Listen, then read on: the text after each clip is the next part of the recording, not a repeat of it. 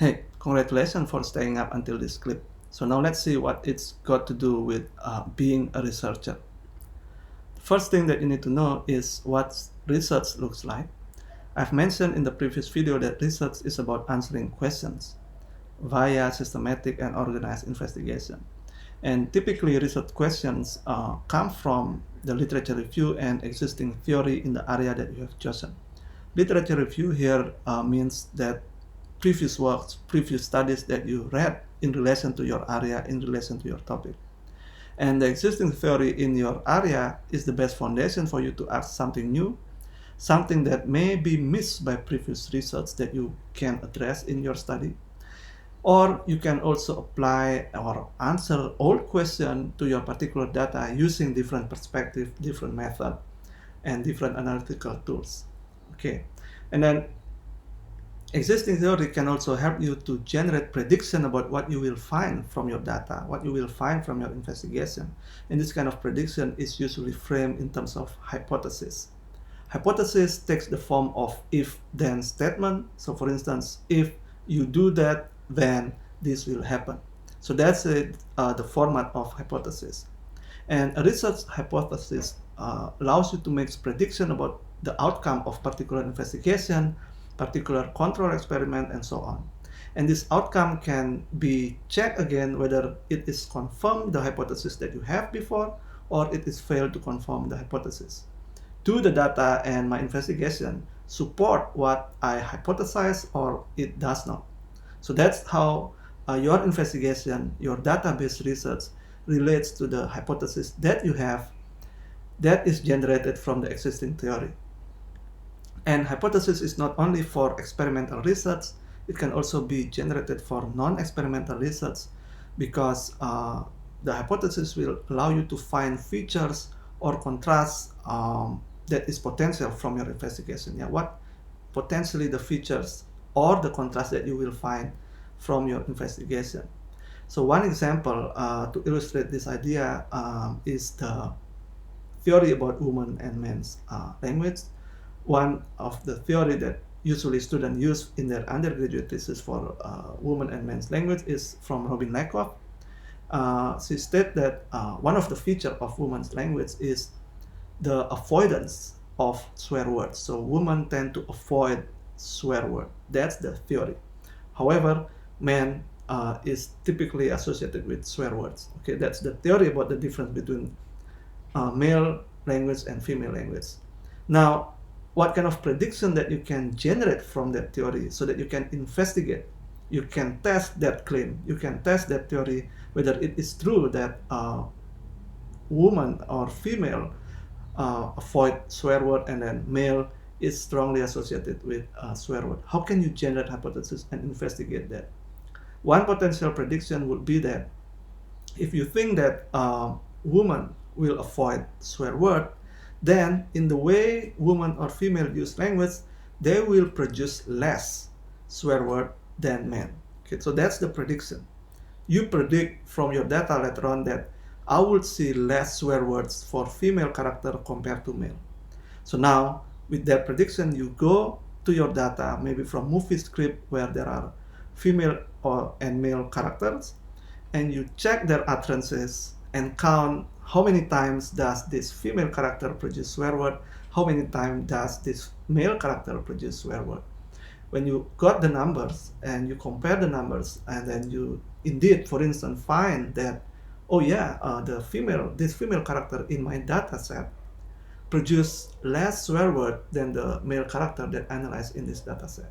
So with that finding, with that output, you can relate back to the theory that, yeah, this investigation, my investigation with this movie script supports the idea that woman or female tends to avoid swear word than men. Okay, but that conclusion is only valid for your data, for particular object or data that you analyze. Other study can replicate your study as well, looking at different movie script or different novel and do the same kind of research. Okay, so that's why research is about progress and also cycle. And typically, if you have no hypothesis, it is hard to explain what you will find. from your investigation.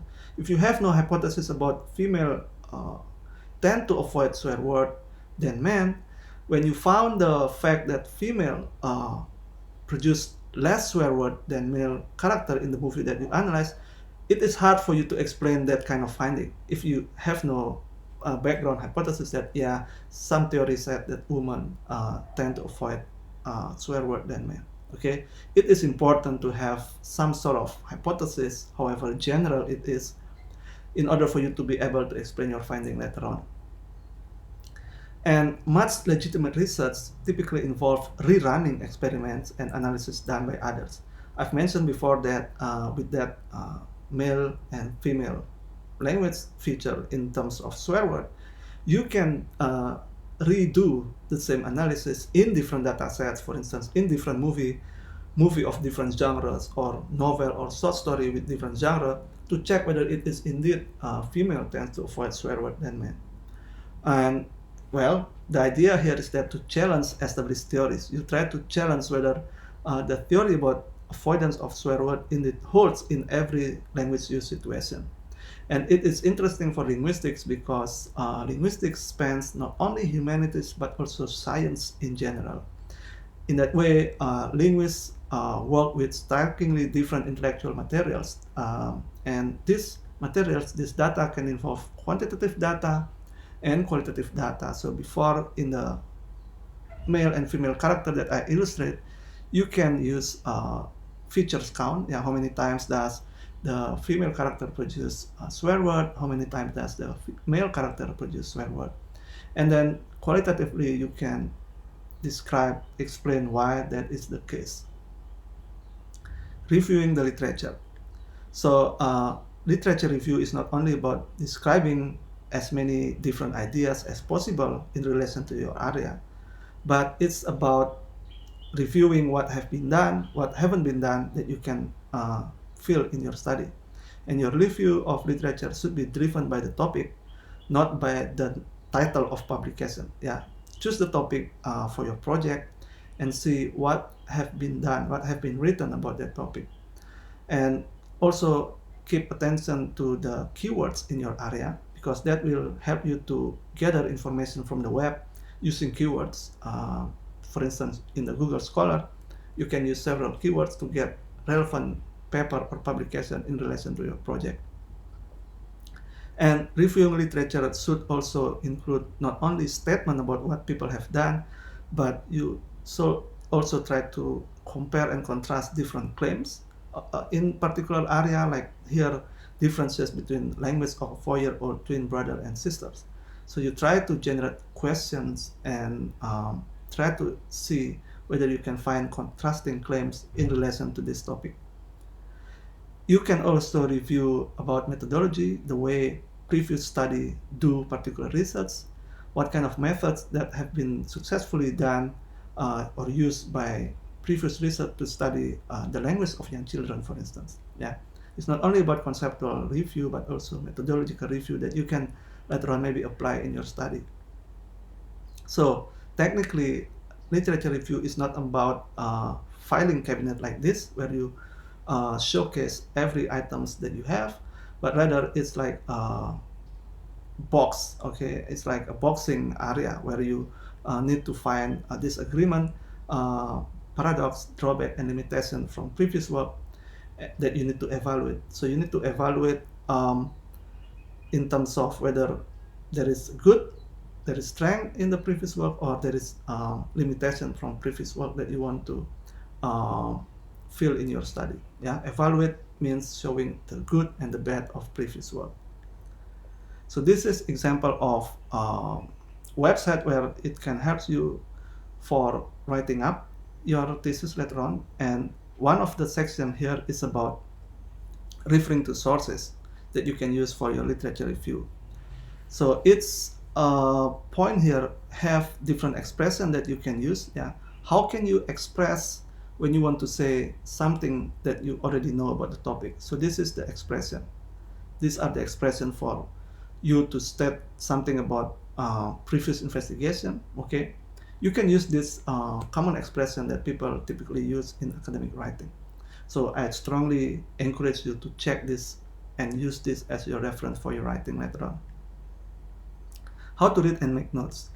Whenever you read and make notes, try to ask this question: why are you reading something? Of course, the answer shouldn't be because it is required for this course. No. Frame this question in relation to the project that you need to do. What do you hope to find out from the reading? So you need to make notes under the appropriate heading. We have seen the components of academic writing before: introduction, research question, methodology, analysis, and so on. Make the notes from your reading in the appropriate section so that it will help you later on to writing up that section. And also, when you have the notes under the relevant section, you can see whether two authors disagree with particular point. Okay, so that will make your life easier. Always label the note that you make, the quote that you save, with author's name, date of publication, and page number. It will help you a lot later on. You need to put inverted commas for direct quote so that you know that it is not your own word. It is someone else's words. So later on, you will avoid yourself from plagiarism. Later on, I will introduce how you can use Reference Manager to organize your references so that you can create automatic citation inside Microsoft Word and generate automatic bibliography at the end of the document. Alright, so that's it about what is got to do to be a researcher. And I'll come up again with this last topic about setting up an empirical research.